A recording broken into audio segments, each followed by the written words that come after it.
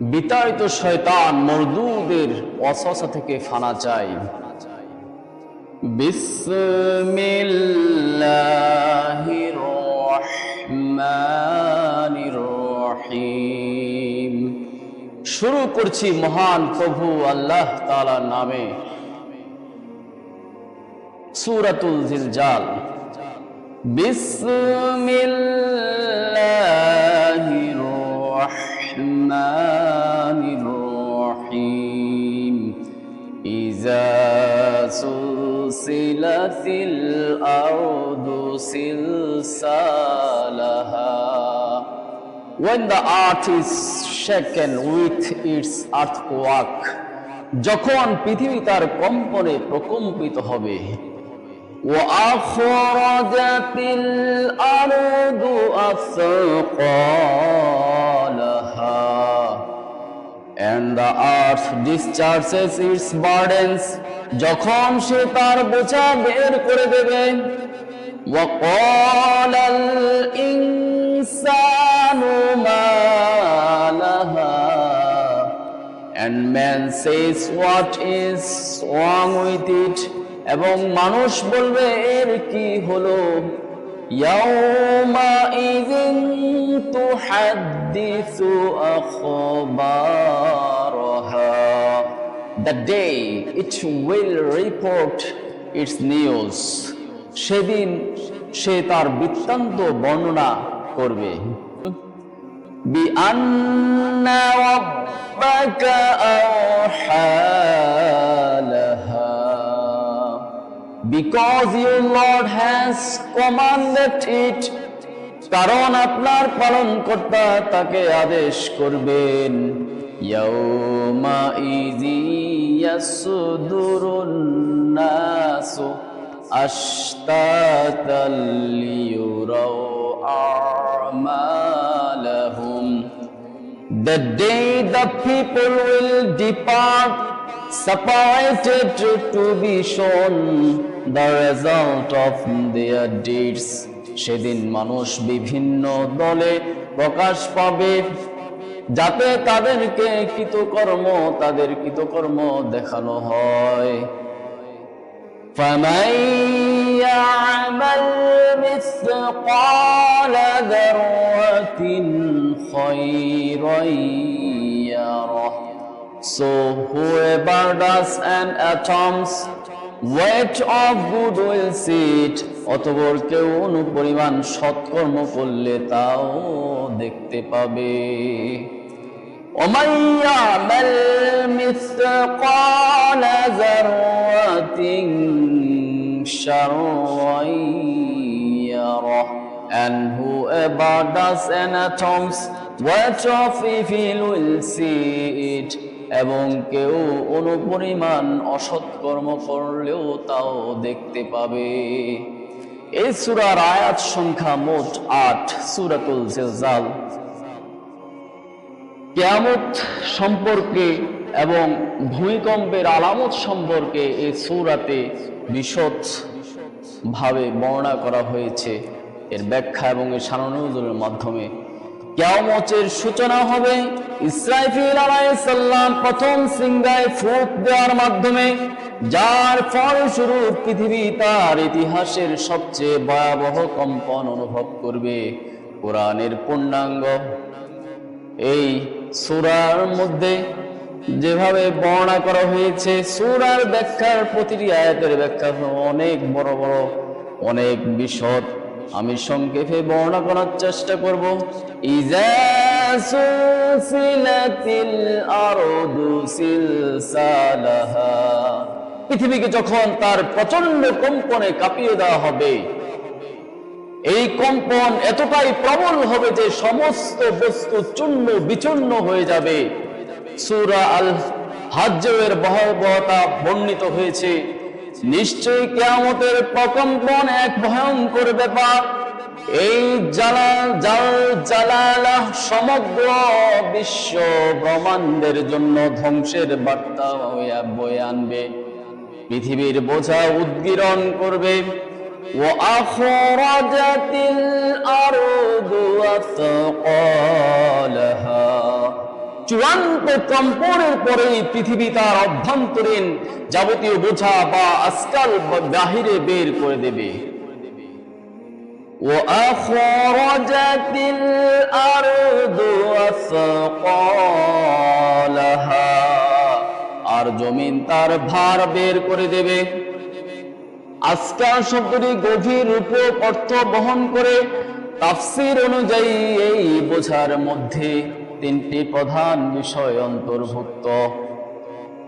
এক নম্বরে মৃতদেহ ইসরাফিল আলাইহিস সালাম, এবং দ্বিতীয় ফুৎকারের পর মাটির বুকে যেখানে যে অবস্থানে মানুষ মরেছিল সেই স্থান থেকে তাদের সবাইকে জীবিত করে বের করা দেওয়া হবে। এটি পুনরুত্থানের প্রথম পদক্ষেপ। যখন ইসরাফিল আলাইহিস সালাম সিংহা ফুঁক দিবেন, সিংহা নিয়ে তিনি রেডি, যখন ফুঁক দিবেন তখন প্রথম ফুঁকেই জমিনের যত কিছু থাকবে সব কিছু বের করে দেওয়া হবে। এর মধ্যে মানুষও ব্যতিক্রম নয়। এটি পুনরুত্থানের প্রথম পদক্ষেপ। দ্বিতীয়, গুপ্ত সম্পদ, ভূগর্ভে সঞ্চিত সোনা, রূপা, হীরা, জহরত, সকল মূল্যবান বিশাল সম্পদ স্তূপ আকারে পৃথিবী উদ্গীরণ করবে। হাদিস অনুযায়ী মানুষ সেদিন এসব সম্পদের মোহ ত্যাগ করবে।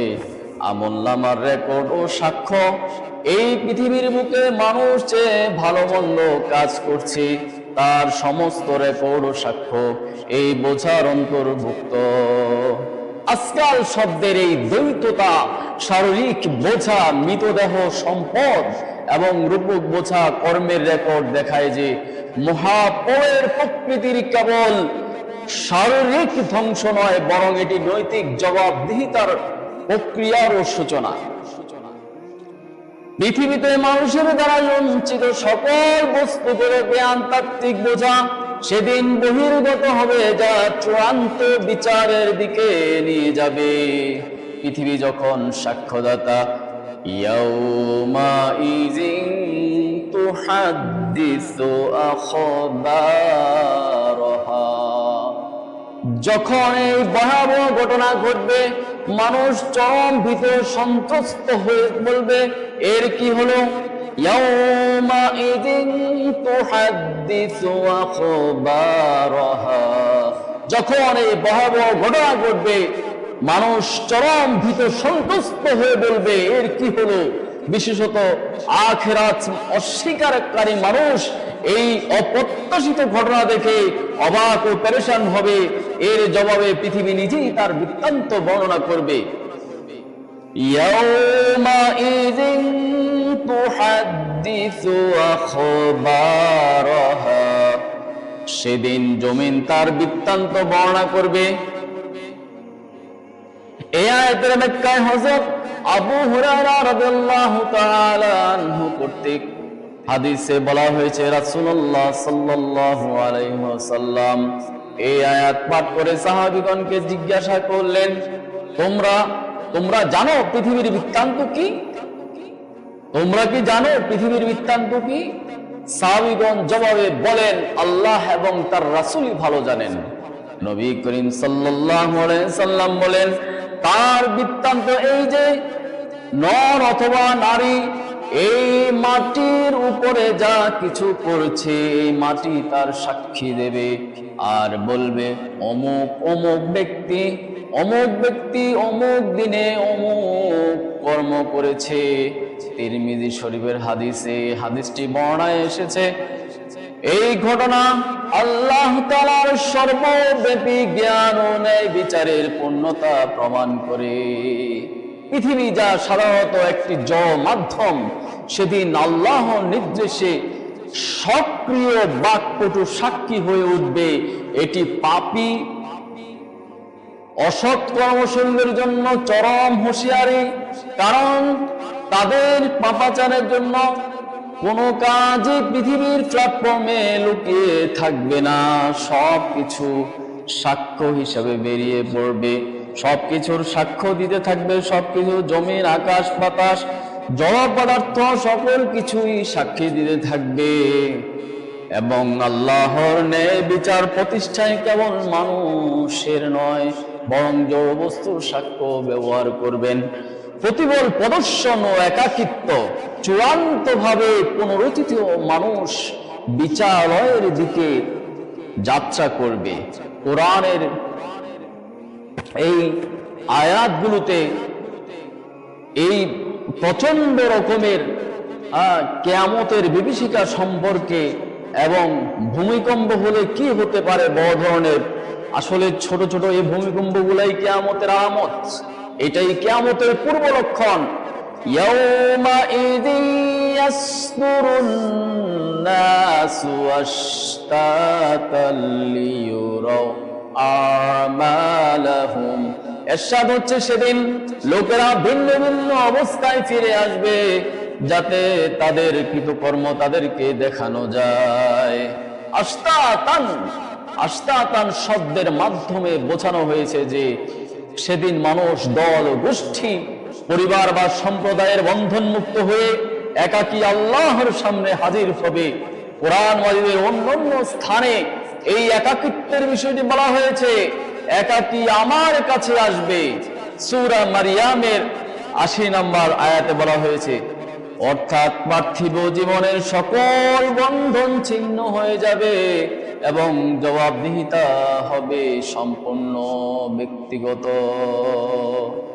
এরপর মানুষকে তাদের কৃতকর্ম দেখানো হবে, তাদের আমলনামা তাদের সামনে হাজির করা হবে। লিয়ুরাউ আমালাহুম, এর অর্থ হলো প্রত্যেকে তাদের আমলনামা হাতে পাবে এবং তাদের দুনিয়ার কাজগুলো চোখের সামনে উপস্থিত হবে। এই প্রদর্শন কেবল কাজের ফলাফল, প্রতিফল।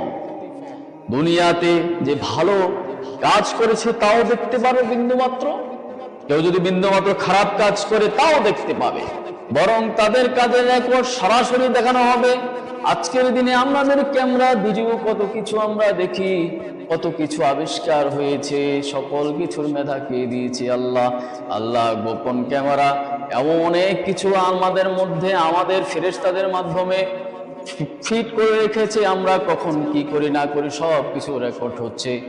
কিয়ামতের ভয়ানক প্রকম্পন, অন্যান্য কোরআনিক প্রমাণ কিয়ামতের দিনটির ভয়াবহতা বোঝাতে আল্লাহ তাআলা একাধিক সূরায় ভূকম্পনের বিষয়টি উল্লেখ করেছেন, যা মুমিনদের তাকওয়া অবলম্বনের দিকে আহ্বান করে। সূরা আল হাজ একটি আয়াত বর্ণনা হয়েছে সামান্য অংশে, জুলজালাতুল আসসাহ এর তীব্রতা। আল হাজের প্রথম আয়াতে আল্লাহ এই চূড়ান্ত প্রকম্পনের ভয়াবহতা নিয়ে সরাসরি মানব জাতিকে সতর্ক করেছেন। ইয়া আইয়ুহান নাসু তাকু রাব্বাকুম ইন্না সালসালাতাস সাআতি শাইইন আযীম। এরশাদ হচ্ছে, মহান আল্লাহ তাআলা বলেন, হে মানুষ, তোমরা তোমাদের রবের তাকওয়া অবলম্বন করো, নিশ্চয়ই কিয়ামতের প্রকম্পন এক ভয়ঙ্কর ব্যাপার। সূরা হাজের মধ্যে এই আয়াতের অংশটি এসেছে। রাসূলুল্লাহ সাল্লাল্লাহু আলাইহি সাল্লাম বলেছেন, ওই দিনের ত্রাস ও ভীতির আধিক্য বাল্য করা বৃদ্ধ হয়ে যাবে, বালকরা বৃদ্ধ হয়ে যাবে এবং গর্ভবতী নারীদের গর্ভপাত হয়ে যাবে। এই বর্ণনাগুলি নির্দেশ করে যে কিয়ামতের জালজালা পার্থিব ভূমিকম্পের তুলনায় সম্পূর্ণ ভিন্ন মাত্রার একটি ঘটনা, যা সময় স্থানের সমস্ত শৃঙ্খলা ভেঙে দেবে। এই ভয়ঙ্কর পরিণতির কথা স্মরণ করে দেওয়া মুমিনদের প্রতি আল্লাহ সরাসরি আহ্বান করেন, যেন তারা দুনিয়ার জীবন সম্পর্কে উদাসীনতা ত্যাগ করে আল্লাহর ভয় তাকওয়া অবলম্বন করে ভূমিকম্পের সময় মুমিনের করণীয় ফিকি নির্দেশনা, ইসলামী নির্দেশনা অনুসারে প্রাকৃতিক দুর্যোগ যেমন ভূমিকম্পের সময় আতঙ্কিত না হয়ে বরং আল্লাহ তাআলার প্রতি মনোনিবেশ করা, গুনার প্রতি গুনাহগুলো স্মরণ করা এবং তওবা ইস্তিগফার করা, আল্লাহর গুণকীর্তন বেশি বেশি করা, আধ্যাত্মিক আমলের মাধ্যমে পরিস্থিতি মোকাবেলার চেষ্টা করা উচিত। মানসিক ও আধ্যাত্মিক প্রস্তুতি এবং তওবা ভূমিকম্পকে আল্লাহর পক্ষ থেকে আসা একটি সতর্ক বার্তা বা হুঁশিয়ারি হিসেবে গ্রহণ করা মুমিনের প্রথম কর্তব্য।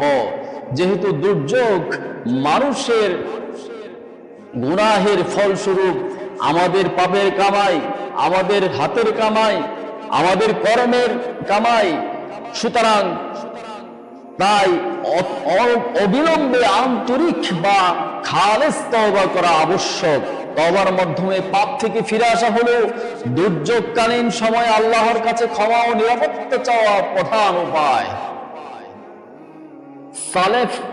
সালাফগণ অনেক অনেক গুণী বুজুর্গানে দিন তারা বলেছেন, যেমন ওমর ইবনে আব্দুল আজিজ রাহমাতুল্লাহ আলাইহি ভূমিকম্প হলে তার গভর্নরের কাছে চিঠি লিখে দান সদকা করার প্রতি জোর দিতে বলতেন।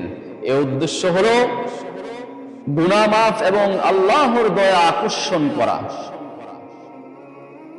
দুর্যোগকালীন বিশেষ দোয়া ও আমল, বিপদের সময় আল্লাহ তাআলার কাছে সাহায্য চাওয়ার জন্য বিশেষ দোয়া পাঠের শিক্ষা হাদিসে রয়েছে।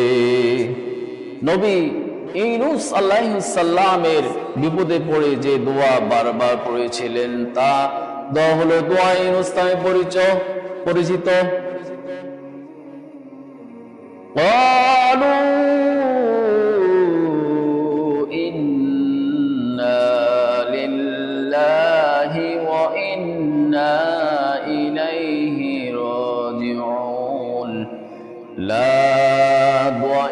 হচ্ছে এরকম, লা ইলাহা ইল্লা আনতা সুবহানাকা ইন্নী কুনতু মিনাল যালিমিন।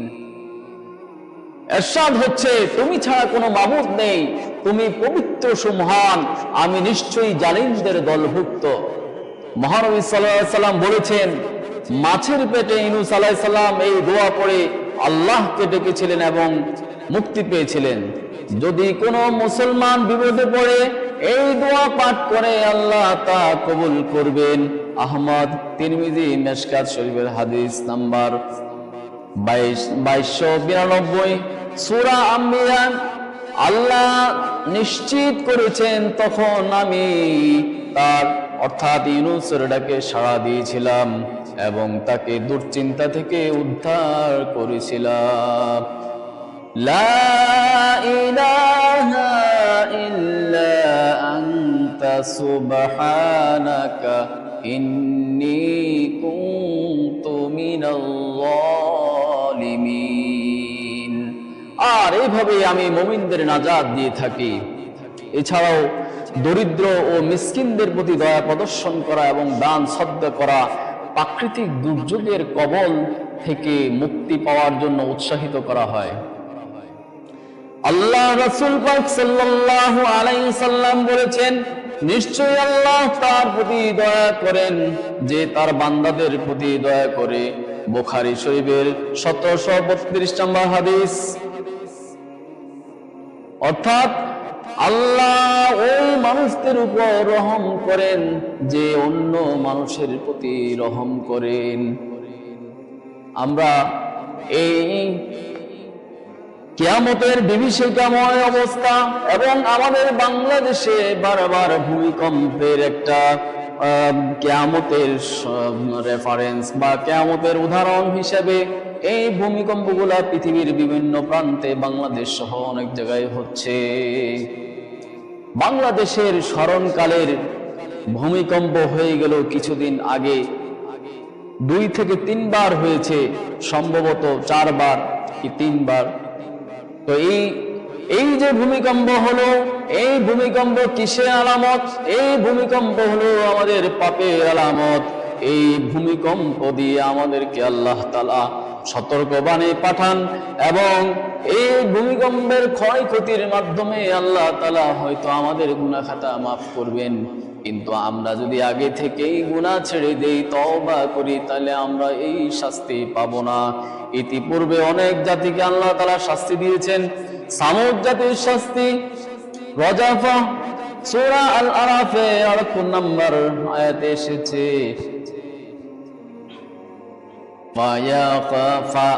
فَأَخَذَتْهُمُ الرَّجْفَةُ فَأَصْبَحُوا فِي دَارِهِمْ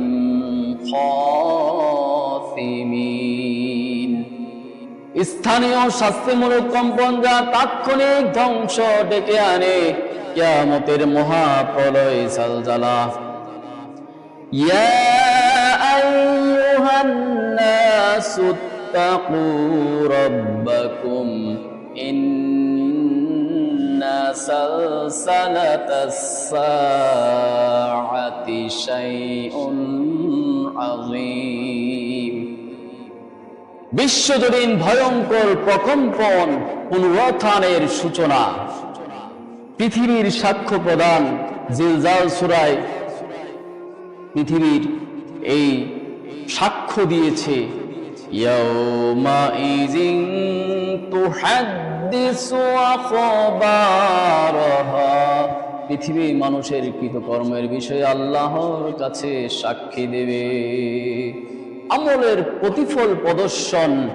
ইয়াউমা ইযিন ইয়াসদুরুন নাসু আশতাতাল লিয়ুরাউ আমালাহুম। বিচার দিবসে একাকে হাজির হওয়া এবং আমলনামা দেখা কিয়ামতের আলামত ও মানবীয় কৃতকর্মের ফল। ভূমিকম্পের আধিক্য হাদিস শরীফে সহিহ হাদিসে এসেছে, হাত্তা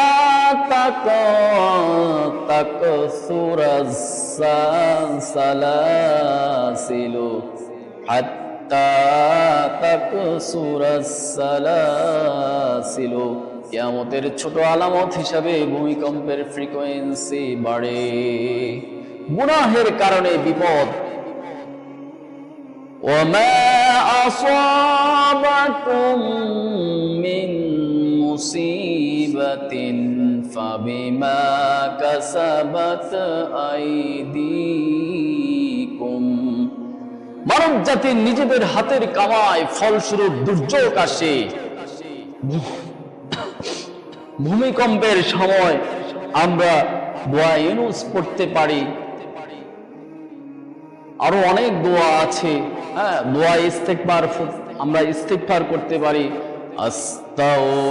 আস্তাগফিরুল্লাহ রাব্বি মিন কুল্লি যামবিন ওয়া আতুবু ইলাইক লা হাওলা ওয়ালা কুওয়াতা ইল্লা বিল্লাহিল আলিয়্যিল আযীম। আস্তাগফিরুল্লাহ ইন্নাল্লাহা গফুরুর রহিম। আস্তাগফিরুল্লাহাল্লাযী লা ইলাহা ইল্লা হুয়াল হাইয়ুল কাইয়্যুম। আল্লাহুম্মা ইন্নাকা আফুউন তুহিব্বুল আফওয়া ফাআফু আন্নী। দুআইনুস লা ইলাহা ইল্লা আনতা সুবহানাকা ইন্নী কুনতু মিনাল যালিমিন। বিপদে আল্লাহর কাছে নাজাত লাভের জন্য রাসূল সাল্লাল্লাহু আলাইহি সাল্লাম কর্তৃক উৎসাহিত করা হয়েছে। তওবা ও ইস্তেগফার, আন্তরিকভাবে ক্ষমা প্রার্থনা, আল্লাহর কাছে নামাজে দাঁড়িয়ে আল্লাহর কাছে ক্ষমা চাওয়া, দুর্যোগ দূর করার প্রধান উপায় আল্লাহর রহমত আকর্ষণ করা। সূরা হজের মধ্যে এই মানুষকে ভয় দেখানোর জন্য আল্লাহ তাআলা এই ধরনের ভূমিকম্প দিয়ে থাকে। আউযু বিল্লাহি মিনাশ শাইতানির রাজীম। বিসমিল্লাহির রাহমানির রাহিম। ইয়া আইয়ুহান নাসু ইত্তাকু রাব্বাকুম ইন্না সালসালাম আযীম। আল্লাহ তাআলা ইরশাদ করছেন, হে মানুষ, তোমরা তোমাদের প্রভুকে ভয় করো, নিশ্চয়ই কিয়ামতের ভূমিকম্প হবে ভয়ঙ্কর ঘটনা।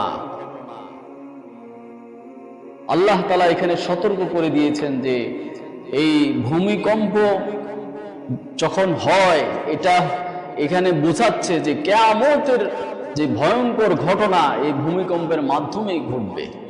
সুতরাং আগে থেকেই হুঁশিয়ার করে দিচ্ছেন, কিয়ামত আসলে তো আর তওবা কবুল হবে না, কোনো ইস্তেগফার কাজে আসবে না, কোনো দোয়া, কোনো দান খয়রাত সদকা কিছুই কাজে আসবে না, সব কিছু বিলীন হয়ে যাবে, তওবার দরজা বন্ধ হয়ে যাবে, সওয়াবের দরজা বন্ধ হয়ে যাবে, সেদিন সব কিছু বন্ধ হয়ে যাবে। অন্য আয়াতে সূরা আরাদের মধ্যে আল্লাহ তাআলা বলছেন, ওয়ালাউ আন্না কুরআনান সুয়্যিরাতু বিহিল জিবালু আও কাত্তাআত বিহিল আরদু।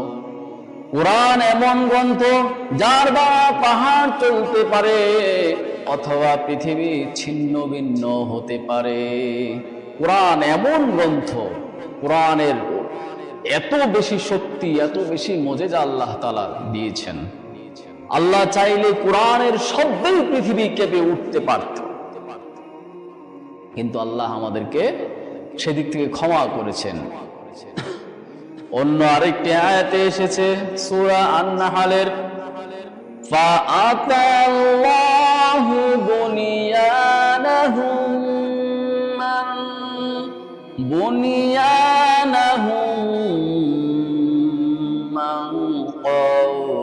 قواعد فخر عليهم السقف من فوقهم। এখানে ভূমিকম্পের মতো শাস্তি, ভবন ভেঙে পড়া উল্লেখ করা হয়েছে। হাদিসে ভূমিকম্প সম্পর্কে যে কথাগুলো এসেছে, কাসরাত জালজালা, জালজাল, ভূমিকম্প বৃদ্ধি পাবে। রাসূল সাল্লাল্লাহু আলাইহি ওয়াসাল্লাম বলেছেন, আল্লাহ রাসূল পাক সাল্লাল্লাহু আলাইহি ওয়াসাল্লাম ইরশাদ করেছেন, আন আবি হুরায়রা রাদিয়াল্লাহু তাআলা আনহু قال قال رسول الله صلى الله عليه وسلم لا تقوم الساعة حتى يكثر المال ويفيد وتكثر السلاسل। সহিহুল বুখারী হাদিস নাম্বার 7121। এখানে ইরশাদ হচ্ছে, এখানে আল্লাহ রাসূল সাল্লামের হাদিসের অর্থ হচ্ছে কিয়ামত সংঘটিত হবে না যতক্ষণ না ভূমিকম্প বৃদ্ধি পায়। অর্থাৎ এই হাদিস দ্বারা বোঝানো হয়েছে কিয়ামতের আগে প্রচুর ভূমিকম্প হবে, অনেক বেশি বেশি ভূমিকম্প হবে। ভয়ঙ্কর শব্দ বা কম্পন আল্লাহর সতর্কবাণী। রাসূল সাল্লাল্লাহু আলাইহি সাল্লাম শক্তিশালী বাতাস বা কম্পনের সময় বলতেন, আল্লাহুম্মা ইন্নী আসআলুকাল খায়রাহা আল্লাহুম্মা ইন্নী আসআলুকা খায়রাহা ওয়া খায়রা মা ফিহা ওয়া খায়রা মা উরসিলাতু বিহি ওয়া আউযু বিকা মিন শাররিহা ওয়া শাররি মা ফিহা ওয়া শাররি মা উরসিলাত বিহি।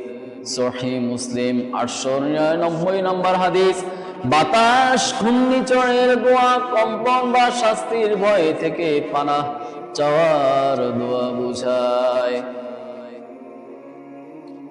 عن عائشة رضي الله تعالى أنه قال رسول عن عائشة رضي الله عنها قالت كان النبي صلى الله عليه وسلم إذا رأى ما يحب قال الحمد لله وإذا رأى ما يكره قال اللهم لا يأتي بالحسنات إلا أنت সুনানে তিরমিজি। হাদিস নাম্বার হচ্ছে 34-33।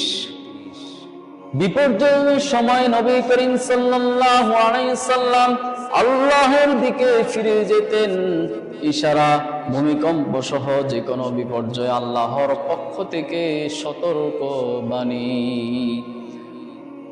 এই ভূমিকম্প সম্পর্কে যা বৈজ্ঞানিক পরিভাষায় ভূতত্ত্বের টেকটনিক প্লেটের স্থানান্তরের ফল, ইসলামী ধর্মতত্ত্বে কেবল প্রাকৃতিক ঘটনা হিসেবে বিবেচিত হয় না, বরং এটিকে আল্লাহর সার্বভৌম ক্ষমতার প্রকাশ, মানব জাতির প্রতি সতর্ক বার্তা এবং চূড়ান্ত কিয়ামতের সন্নিকটবর্তী হওয়ার অন্যতম প্রধান নিদর্শন হিসেবে দেখা হয়। পবিত্র কোরআন ও সহিহ হাদিস এই বিষয়ে স্পষ্ট গভীর নির্দেশনা প্রদান করেছে, যা মুমিনদের জন্য পার্থিব জীবনে আত্মপর্যালোচনা এবং পরকালীন প্রস্তুতির সুযোগ এনে দেয়। ভূকম্পনের ধর্মতাত্ত্বিক ভিত্তি। ভূমিকম্প প্রকৃতির ঘটনা নাকি ঐশী বার্তা? ইসলামে আল্লাহ তাআলা প্রতিটি প্রাকৃতিক ঘটনাকে তার আয়াত বা নিদর্শন হিসাবে বর্ণনা করেছেন। যদিও আধুনিক ভূতত্ত্ব ভূমিকম্পের কারণ ব্যাখ্যা করে, এই ব্যাখ্যার সাথে ইসলামিক বিশ্বাসের কোনো মৌলিক সংঘাত নেই।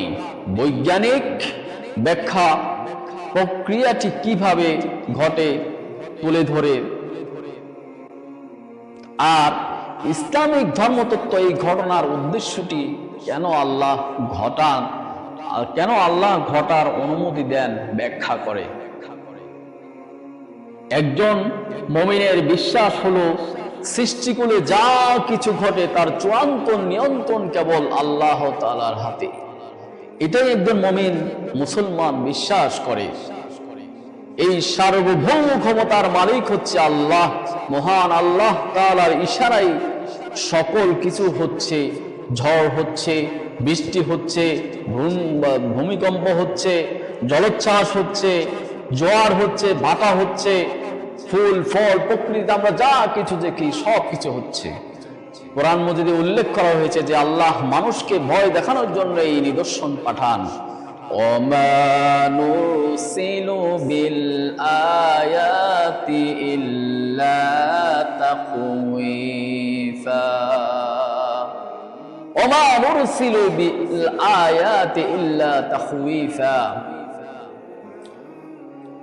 আমি ভয় দেখানোর জন্যই তাদের কাছে আযাবের নিদর্শন পাঠায় বনি ইসরাইল। আয়াত নাম্বার হচ্ছে 59।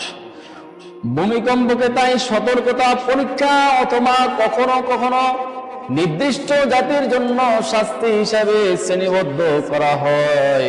এই দৃষ্টিকোণ থেকে ভূমিকম্প তিনটি প্রধান ধর্মতাত্ত্বিক প্রেক্ষাপটে বিশ্লেষিত হতে পারে: জাগতিক শক্তি, জাগতিক শাস্তি, আযাব আল দুনিয়া, যা গুনাহের ফলস্বরূপ আসে। দুই নাম্বার হচ্ছে কিয়ামতের ক্ষুদ্র আলামত, আলামতি সাগারা হিসাবে কিয়ামতের মহাপ্রলয়, জালজালাত, আশা। ইসলামের দুর্যোগ ও শাস্তির শ্রেণী বিভাগ: ভূমিকম্প এবং অন্যান্য প্রাকৃতিক দুর্যোগ মানব জাতির কৃতকর্মেরই ফল। আল্লাহ তাআলা মানব জাতিকে পাপ, অহংকার ও আল্লাহর আদেশ নিষেধ থেকে মুখ ফিরিয়ে নেওয়া, আল্লাহর আদেশ থেকে মুখ ফিরিয়ে নেওয়ার পরিণতি সম্পর্কে সতর্ক করেছেন। সূরায় আল্লাহ তাআলা ইরশাদ করেন, ওয়ামা আসাবাকুম মুসিবাতুন ওয়ামা আসাবাকুম মুসিবাতিন ফাবিমা কাসাবাত আইদিকুম ওয়া ইয়াফু আন কাসীর। আল্লাহ তাআলা এখানে ইরশাদ করেন যে বিপদ আপদেই তোমাদের উপর আসুক না কেন, তা হচ্ছে তোমাদের নিজেদের হাতের কামাই, অর্থাৎ আমাদের কর্ম, আমাদের গুনাহের ফল, আমাদের পাপাচারের ফল। আর আল্লাহ তোমাদের অনেক অপরাধ ক্ষমা করে দেন। হয়তো এই আযাবের মাধ্যমে অনেক অপরাধ আল্লাহ ক্ষমা করেন। এই আয়াতটি তিনটি মৌলিক নীতি প্রতিষ্ঠা করে। দুর্যোগ সাধারণত মানুষের কর্মের ফল, তবে একই সাথে এতে আল্লাহর সীমাহীন রহমতের ইঙ্গিত রয়েছে, কারণ তিনি অনেক পাপ ক্ষমা করে দেন এবং তাৎক্ষণিক ধ্বংসের পথে নিয়ে যান না। বর্তমান সময়ের ছোটখাটো ভূমিকম্পগুলো চূড়ান্ত ধ্বংসের পূর্বের একটি হুঁশিয়ারি মাত্র, যা বান্দাকে তওবা করার সুযোগ করে দেয়। ঐতিহাসিক ও জাগতিক প্রেক্ষাপটে ভূমিকম্প কোরআন মজিদে পূর্ববর্তী কিছু জাতির উপর আপতিত শাস্তির বর্ণনায় ভূমিকম্প সদৃশ্য ভয়াবহ ঘটনা উল্লেখ রয়েছে। এগুলো কেবল ঐতিহাসিক বিবরণ নয়, বরং বর্তমান মানব জাতির জন্য একটি গভীর সতর্কবার্তা। সামুদ জাতির উপর আপতিত রাজফা, নবী সালেহ আলাইহিস সালামের জাতি যখন তাদের ঐক্যতা ও আল্লাহর নিদর্শন নির্দেশে অবাধ্যতা ত্যাগ করেনি, তখন তাদেরকে ভয়ানক বিপর্যয় দ্বারা পাকড়াও করা হয়েছিল। এই শাস্তির বর্ণনা দিতে গিয়ে কোরআনে রাজফা শব্দটি ব্যবহার করেছে, যা এক ধরনের তীব্র কম্পন বা ভূকম্পনকে বোঝায়।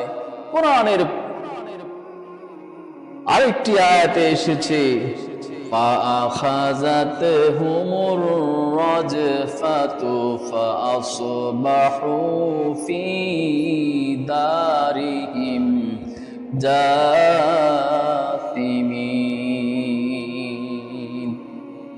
অতঃপর পাকড়াও করলো তাদেরকে ভূমিকম্প, ফলে সকাল বেলায় নিজ নিজ গৃহ উপর হয়ে পড়ে রইল।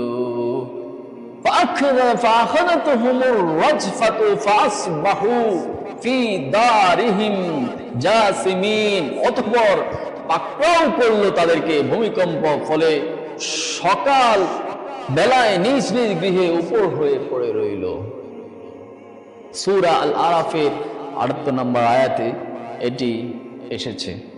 এখানে একটি গুরুত্বপূর্ণ ভাষাগত সূক্ষ্মতা বিদ্যমান সামুদ জাতির শাস্তির ক্ষেত্রে ব্যবহৃত রাজফা শব্দটি মূলত একটি দ্রুত নির্দিষ্ট স্থানে তাৎক্ষণিক ধ্বংসাত্মক ঘটনাকে নির্দেশ করে। এর বিপরীতে চূড়ান্ত কিয়ামতের ক্ষেত্রে ব্যবহৃত হয় জালজালা। রাজফা স্থানীয় ঐশিক দ্বারা শারীরিক মৃত্যুর কারণ হলেও জালজালা বিশ্বজনীন এবং পরকালের পুনরুত্থানের দিকে রূপান্তরের নির্দেশক। এই ভাষাগত পার্থক্যটি কিয়ামত এবং জাগতিক শাস্তির প্রকৃতির মধ্যে পার্থক্য নিরূপণে গুরুত্বপূর্ণ। গুনাহ ও মানবীয় কৃতকর্মের ফল হিসাবে দুর্যোগ, মহামারী, ভূমিকম্প এগুলা হবেই। কোরআন মজিদে বহু জায়গায় বলা হয়েছে, আল্লাহ যখন কোন জাতিকে ধ্বংস করতে চান তার পূর্বে তিনি তাদেরকে সতর্ক বাণী পাঠান, সতর্ক করেন এবং সুযোগ দেন। সূরা আনআমের 42 থেকে 44 নম্বর আয়াতে এই ঘটনায় আল্লাহ তাআলা ইরশাদ করেছেন, এই কথাগুলো এনেছেন এই প্রক্রিয়ায় বর্ণনা করে। আল্লাহ পূর্ববর্তী জাতিদের উপর ক্ষুধা, দারিদ্র ও রোগ ব্যাধি চাপিয়ে দিয়েছিলেন যেন তারা নম্রতা প্রকাশ করে এবং আল্লাহর সামনে নতি স্বীকার করে।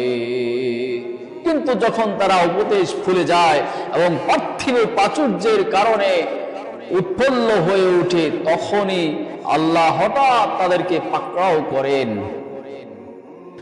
যা অতঃপর যখন তাদেরকে যা প্রদান করা হয়েছিল তার কারণে তারা উৎফুল্ল হলো, আমি হঠাৎ তাদেরকে পাকড়াও করলাম, তারা তখন হতাশ হয়ে গেল। সূরা আনআম 44। ভূমিকম্পের মতো দুর্যোগগুলো হঠাৎ পাকড়াও করার অংশ হতে পারে। এর মাধ্যমে বান্দাকে তার গুনাহের পথ থেকে ফিরে আসার সুযোগ দেওয়া হয়। যদি আল্লাহ চূড়ান্তভাবে প্রতিশোধ পরায়ণ হতেন তবে এই ধরনের বিপর্যয় কয়েক সেকেন্ড বা মিনিটের মধ্যে শেষ না হয়ে ঘন্টার পর ঘন্টা ধরে চলতে পারত, যা সমূলে ধ্বংস নিশ্চিত করত। কিন্তু যেহেতু এই বিপর্যয়গুলো সাধারণ স্বল্পস্থায়ী হয়, তাই মুমিনগণ বিশ্বাস করেন যে এটি আল্লাহর অসীম করুণা।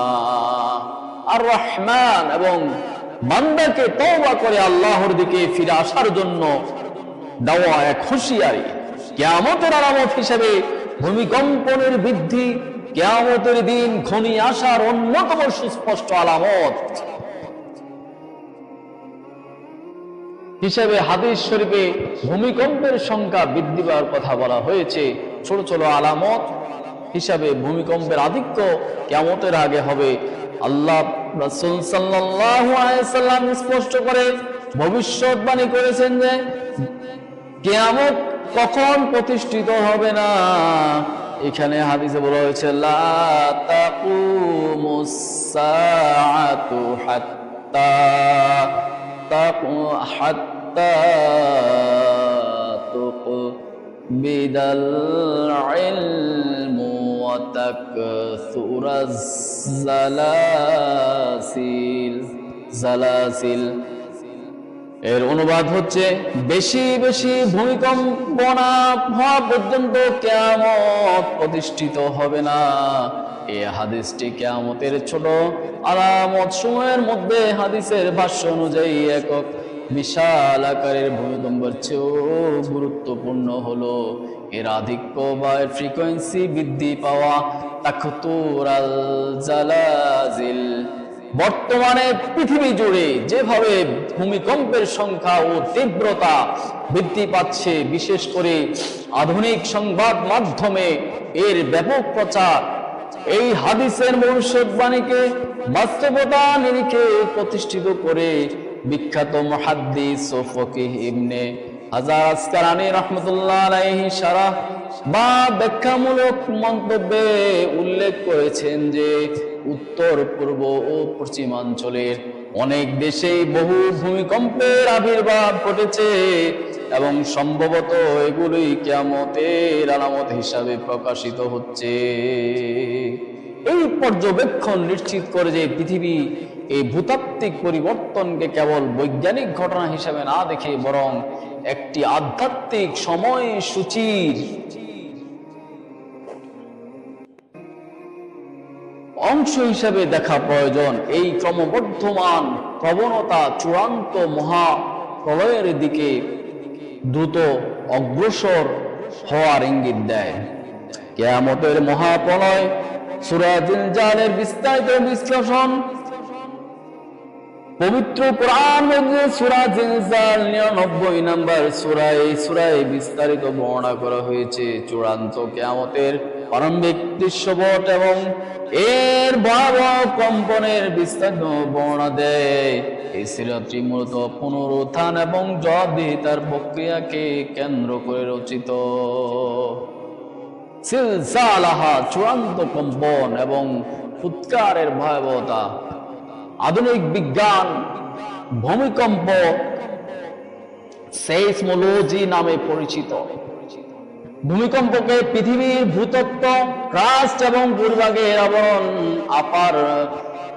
আপারমেন্টাল নিয়ে গঠিত টেকটনিক প্লেটস নড়াচড়ার ফল হিসাবে ব্যাখ্যা করে। এই তত্ত্বটি প্লেট টেকনিকের নামে পরিচিত এবং এটি ভূমিকম্পের মূল কারণ। ভূমিকম্পের আধুনিক ব্যাখ্যা modern scientific explanation of earthquakes. Modern scientific explanation of earthquakes. ভূমিকম্পের আধুনিক বৈজ্ঞানিক ব্যাখ্যা প্লেট টেকনিক তত্ত্ব। এক নাম্বার হচ্ছে প্লেট টেকনিক তত্ত্ব, প্লেট টেকনিক্স থিওরি। ভূতত্ত্বের গঠন পৃথিবীর একটি অখণ্ড স্তর নয়, বরং 15 থেকে 20টি বিশাল পাথরের খণ্ডে বিভক্ত, যাদের টেকটনিক প্লেট বলা হয়। এই প্লেটগুলো পৃথিবীর উপরিতলের নিচে অপেক্ষাকৃত তরল এবং সান্দ্র মেন্টল স্তরের উপর খুব ধীরে ধীরে ভাসমান অবস্থায় কয়েক সেন্টিমিটার হারে নড়াচড়া করছে, যেমন নখ বাড়ার গতির সঙ্গে তুলনীয়। শক্তি সঞ্চয় ও মুক্তি। প্লেটগুলি নড়াচড়ার সময় যখন তারা একে অপরের দিকে সরে যায়, অপসারী সীমানা বা পাশ দিয়ে চলে যায় সংরক্ষণশীল সীমানা, তখন প্লেটের সীমানায় প্লেট বাউন্ডারিজ প্রচন্ড ঘর্ষণ ও চাপ সৃষ্টি হয়। এই চাপ দীর্ঘদিন ধরে পাথরের ফাটল বা চ্যুতি রেখা ফল্ট লাইন বরাবর সঞ্চিত হতে থাকে।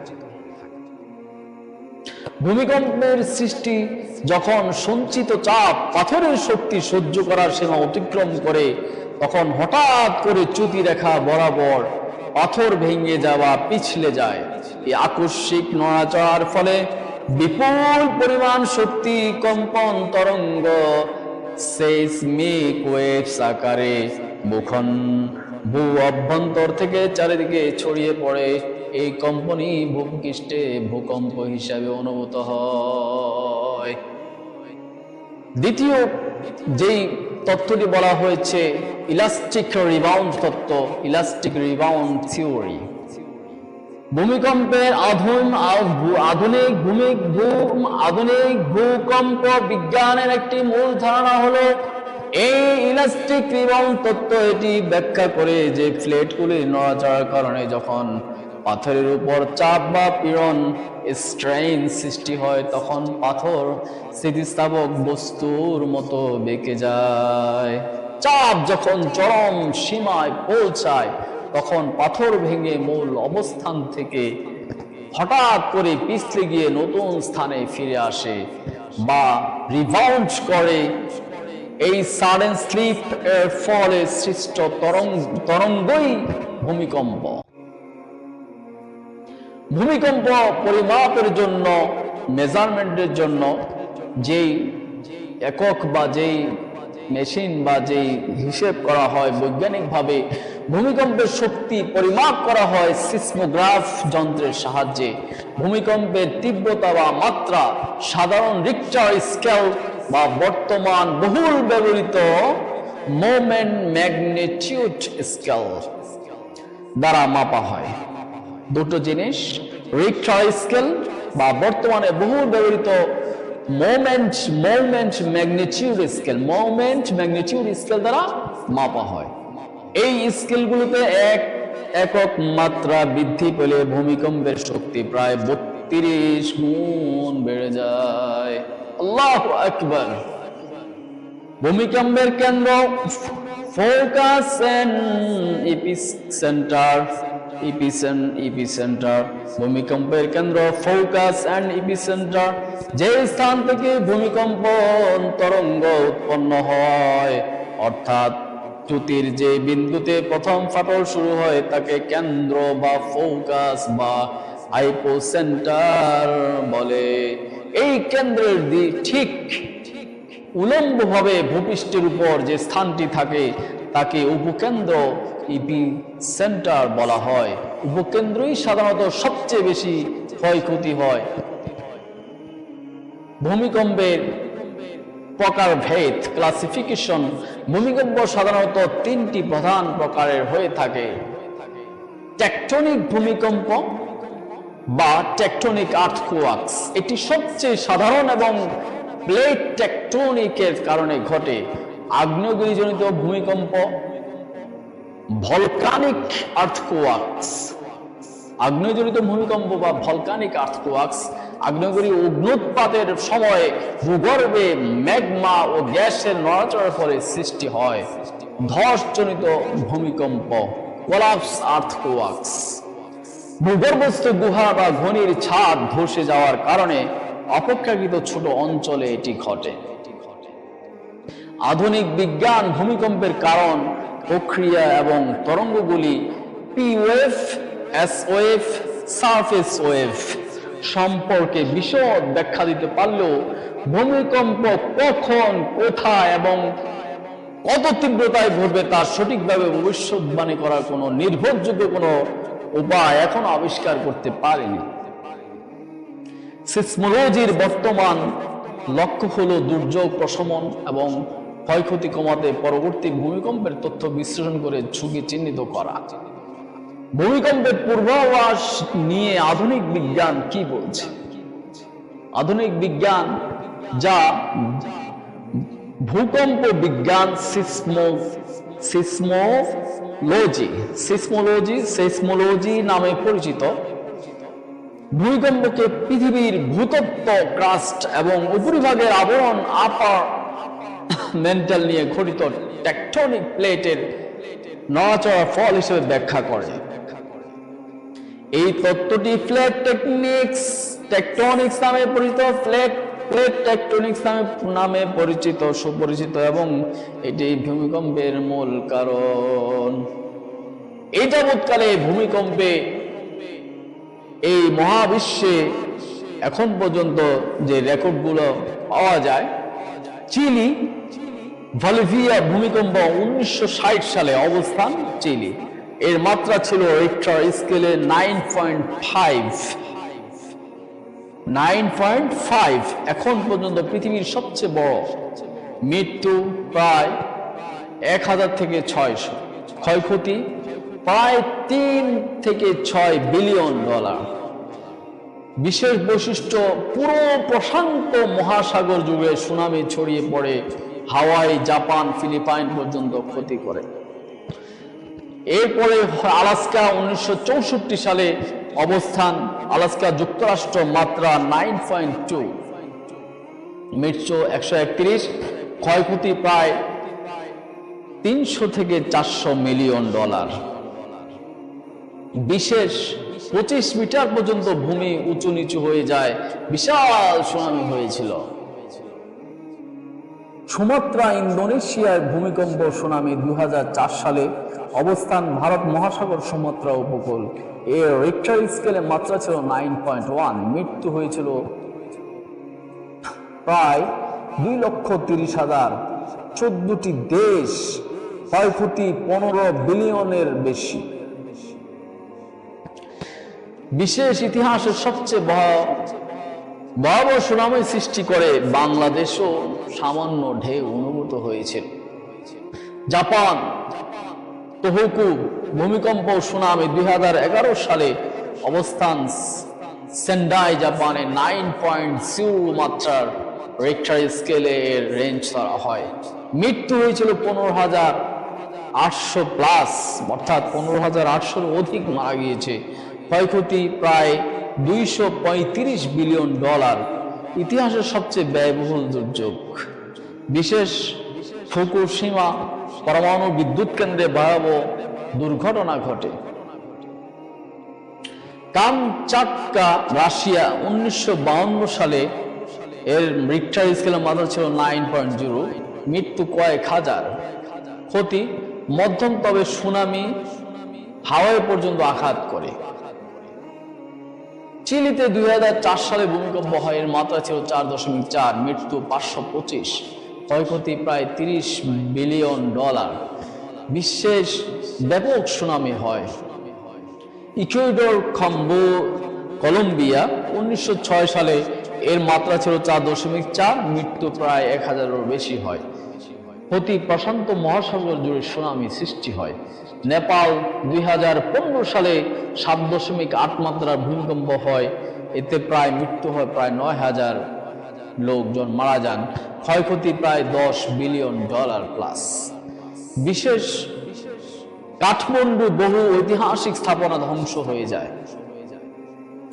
পাকিস্তান কাশ্মীর 2005 সালে এই ভূমিকম্পের মাত্রা ছিল 7.6, মৃত্যু ছিল প্রায় 86,000 প্লাস, ক্ষতি $5 বিলিয়ন।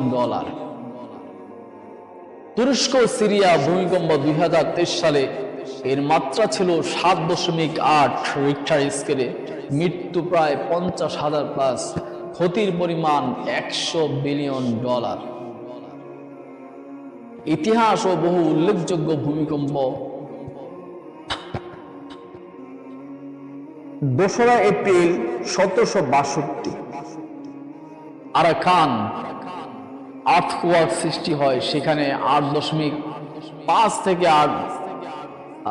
8.8 মেগাথ্রাস্ট চট্টগ্রাম উপকূল এবং পার্শ্ববর্তী অঞ্চলে চরম ধ্বংস লীলা সম্ভাব্য সুনামি, মৃত্যুর সংখ্যা প্রায় 200। তদুপরি নদীর দিক পরিবর্তনের মতো ভৌগোলিক পরিবর্তন হয়েছিল।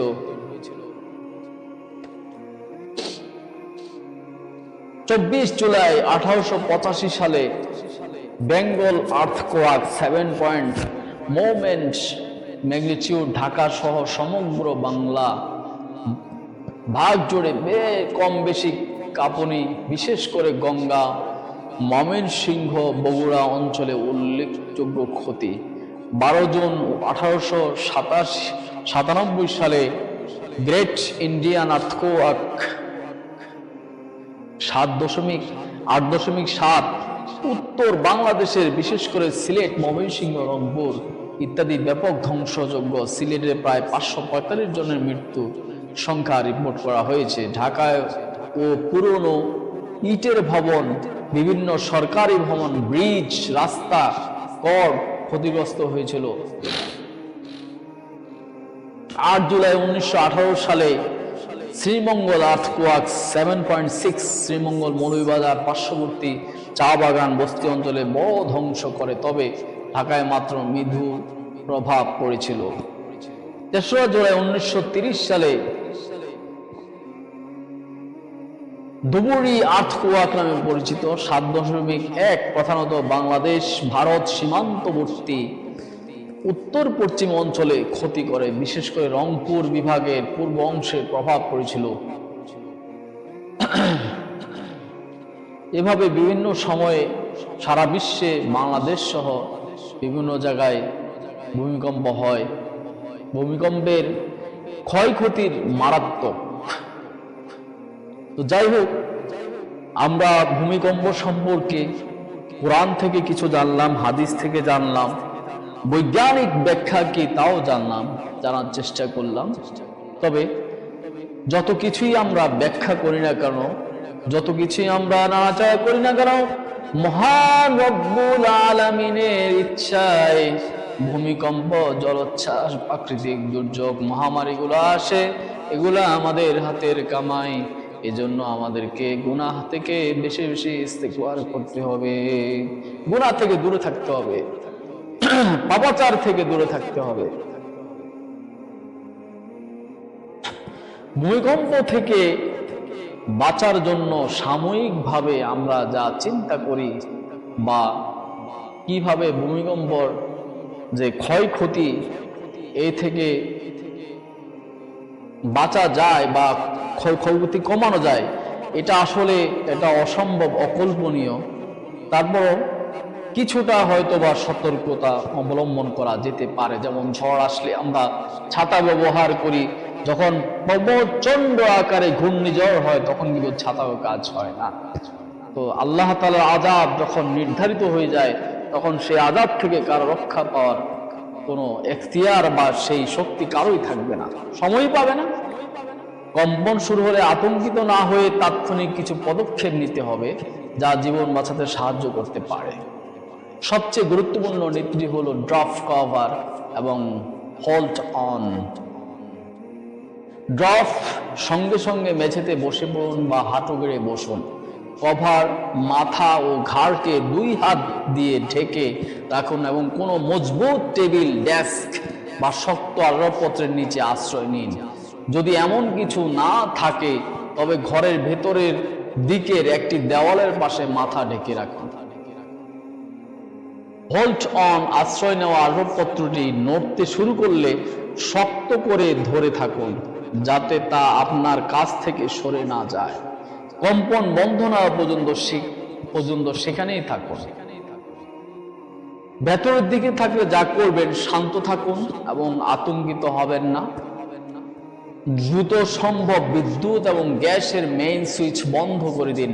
যদি নিরাপদ দূরত্বে যেতে পারেন, জানালা, কাচের জিনিসপত্র, আলমারি এবং ঝোলানো জিনিস থেকে দূরে থাকুন। বহুতল ভবন থাকলে তাড়াহুড়ো করে লিফট ব্যবহার করবেন না বা লাফ দিয়ে নামার চেষ্টা করবেন না। সিঁড়িতে ভিড় করবেন না। বিছানায় থাকলে বালিশ দিয়ে মাথা ঢেকে নিন এবং খাটের পাশে বা শক্ত কোনো বস্তুর পাশে আশ্রয় নিন। বাইরে থাকলে যা করবেন, দ্রুত খোলা ও ফাঁকা জায়গায় আশ্রয় নিন। ভবন, গাছ, বৈদ্যুতিক খুঁটি, তার, সেতু বা ওভারপাসের নিচ থেকে দূরে সরে যান। মাথা 2 হাত দিয়ে ঢেকে স্থির হয়ে দাঁড়ান। গাড়িতে থাকলে যা করবেন, গাড়ি গতি কমিয়ে খোলা স্থানে গাড়ি থামান। গাড়ির ভেতরেই থাকুন এবং ব্রিজ ও ওভারপাস, গাছ বা ভবনের কাছ থেকে দূরে থাকুন। ভূকম্প না থামা পর্যন্ত অপেক্ষা করুন। ভূমিকম্পের আগে যে প্রস্তুতি, আগাম প্রস্তুতি। ভূমিকম্পের ক্ষয়ক্ষতি কমাতে পূর্ব প্রস্তুতির বিকল্প নেই। জরুরি সরঞ্জাম, কিট তৈরি, একটি সহজে বহনযোগ্য ব্যাগে টর্চ লাইট, ব্যাটারি চালিত রেডিও, শুকনো খাবার, বিশুদ্ধ পানি, প্রাথমিক চিকিৎসার সরঞ্জাম, ফার্স্ট এইড কিট, অতিরিক্ত ব্যাটারি এবং একটি বাঁশি রাখুন। নিরাপদ স্থান চিহ্নিতকরণ।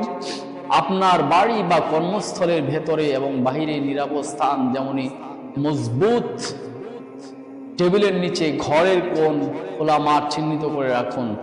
সচেতনতা ও মহড়া। পরিবারের সদস্যের ভূমিকম্পের সময় করণীয় সম্পর্কে প্রশিক্ষণ দিন এবং নিয়মিত ভূমিকম্পের মহড়া, ড্রপ কভার, হোল্ড অন অনুসরণ করুন। ভবন নির্মাণ, স্থানীয় বিল্ডিং কোড মেনে ভূমিকম্প সহনশীল বাড়ি ও অন্যান্য স্থাপনা নির্মাণ করুন বা পুরনো ভবন মেরামত করে শক্তিশালী করুন। বিপজ্জনক জিনিস সরিয়ে রাখা। বিছানা বা বসার স্থান থেকে দূরে দেওয়ালের উপর ঝোলানো ছবি, আয়না বা আলমারির মতো ভারী জিনিসপত্র সরিয়ে রাখুন। ভূমিকম্প থেমে যাওয়ার পর যা করণীয়। ভূমিকম্প থেমে গেলেও বিপদ পুরোপুরি কাটে না, তাই সতর্ক থাকা জরুরি। শান্ত ও সতর্ক থাকুন। বড় কম্পনের পর আফটার শক ছোট ভূমিকম্প হতে পারে, তাই কিছুক্ষণ সতর্ক থাকুন এবং নিরাপদ স্থানে অবস্থান করুন। নিরাপত্তা যাচাই, নিজের ও আশেপাশের মানুষের অবস্থা দেখুন। আহত হলে প্রাথমিক চিকিৎসা দিন। গ্যাসের গন্ধ পেলেই বা লাইনে কোনো ক্ষতি দেখলেই দ্রুত মেইন সুইচ বন্ধ করুন।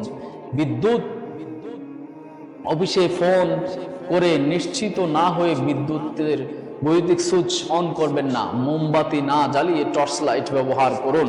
ক্ষতিগ্রস্ত ভবন এড়িয়ে চলুন। গুরুতর ক্ষতিগ্রস্ত বা বিপজ্জনক ভবন থেকে দূরে থাকুন। জরুরি প্রয়োজনে যোগাযোগ, মোবাইল ফোন ব্যবহার করুন এবং উদ্ধারকারীদের আপনার অবস্থান সম্পর্কে জানানোর চেষ্টা করুন। গুজব ছড়ানো থেকে বিরত থাকুন। উদ্ধার কার্যক্রম, ধ্বংসস্তূপের নিচে আটকা পড়লে বেশি নড়াচড়া করবেন না। পাইপ বা দেওয়ালের টোকা দিয়ে নিজের অবস্থান জানানোর চেষ্টা করুন এবং বাঁশি ব্যবহার করুন। ধুলাবালি থেকে বাঁচতে কাপড় দিয়ে মুখ ঢেকে রাখুন। এই ছিল আজকের আমার টপিকস, অর্থাৎ কোরআন এবং হাদিসের আলোকে ভূমিকম্প, প্রাকৃতিক দুর্যোগগুলো কেন হয় এবং এর থেকে বাঁচার জন্য আমরা কি কি করতে পারি, আধ্যাত্মিকভাবে ধার্মিকভাবে আমরা কিভাবে পাপাচার থেকে বেঁচে থাকতে পারি। আল্লাহ আমাদের পাপের কামাই হিসেবে সমস্ত দুর্যোগ, ভূমিকম্প দিয়ে আমাদেরকে শাস্তি দেন। এরপরে বৈজ্ঞানিক তত্ত্বগুলো তুলে ধরার চেষ্টা করেছি, বিজ্ঞান যা বলেছে। আর ভূমিকম্প থেকে সহজে বাঁচার কোনো উপায় নেই, তারপরও এই ন্যানো সেকেন্ডের ভিতরে যতটুকু পারা যায় ক্ষয়ক্ষতির হাত থেকে বাঁচার জন্য চেষ্টা করার সেই কৌশল বা টেকনিকগুলো যেগুলা বিভিন্ন গবেষণায় বেরিয়ে এসেছে, সেইগুলো আপনাদের সামনে উল্লেখ করেছি। তো সবাই দোয়া করবেন, ভুলভ্রান্তি ক্ষমা করবেন। এই পর্যায়ে দোয়া ও মুনাজাতের মাধ্যমে, ইস্তেগফারের মাধ্যমে, দুরূদ শরীফের মাধ্যমে আমার আজকের এই ভিডিওটি শেষ করব। আউযু বিল্লাহি মিনাশ শাইতানির রাজীম। বিসমিল্লাহির রাহমানির রাহিম। আল্লাহুম্মা সাল্লি আলা মুহাম্মাদিন ওয়া আলা আলি মুহাম্মাদ কামা সাল্লাইতা আলা ইব্রাহিম ওয়া আলা আলি ইব্রাহিম ইন্নাকা হামিদুম মাজিদ। আল্লাহুম্মা সাল্লি আলা সাইয়্যিদিনা মুহাম্মাদিন আবদিকা ওয়া রাসূলিহি ওয়া আলাল মুমিনিনা ওয়াল মুমিনাত ওয়াল মুসলিমিনা ওয়াল মুসলিমাত। আস্তাগফিরুল্লাহ রাব্বি মিন কুল্লি যামবিন ওয়া আতুবু ইলাইক। লা হাওলা ওয়ালা কুওয়াতা ইল্লা বিল্লাহিল আলিয়্যিল আযীম। লা ইলাহা ইল্লাল্লাহ, লা ইলাহা ইল্লাল্লাহ, লা ইলাহা ইল্লাল্লাহ, লা ইলাহা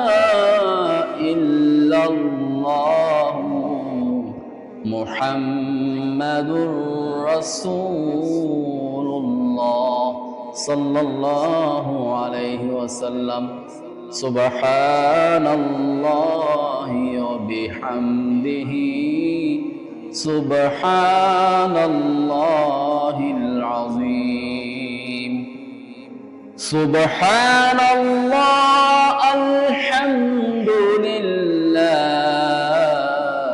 ওয়া লা ইলাহা ইল্লাল্লাহ আল্লাহু আকবার ওয়া লা ইলাহা ইল্লাল্লাহ ربنا ظلمنا أنفسنا وإن لم تغفر لنا وترحمنا لنكونن من الخاسرين ربنا آتنا في الدنيا حسنة وفي الآخرة حسنة وقنا عذاب النار ربنا لا تزغ قلوبنا بعد إذ هديتنا وهب لنا من لدنك رحمة إنك أنت الوهاب رب ارحمهما كما ربياني صغيرا رب ارحمهما كما ربياني صغيرا ربنا ظلمنا أنفسنا وإن لم تغفر لنا وترحمنا لنكونن من الخاسرين سبحانك ربك رب العزة عما يصفون وسلام على المرسلين الحمد لله رب العالمين واجعل آخر كلامنا عند الموت لا إله إلا الله محمد رسول الله صلى الله عليه وسلم السلام عليكم ورحمة الله تعالى وبركاته